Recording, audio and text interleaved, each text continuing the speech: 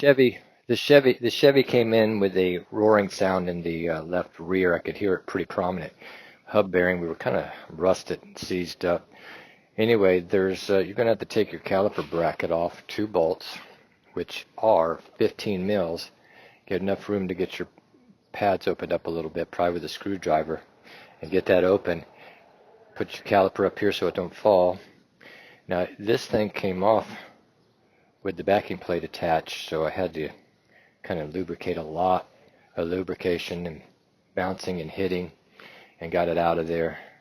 Same thing with the hub bearing here. I used that tool right there that bolts to the lug nuts of the hub, and then you hit it hard with a hammer and it knocked it right out.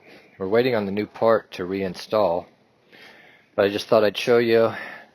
Really, it wasn't that difficult even with the rust, so I can imagine without the rust that it's a simple job, that you'd have no problem with it.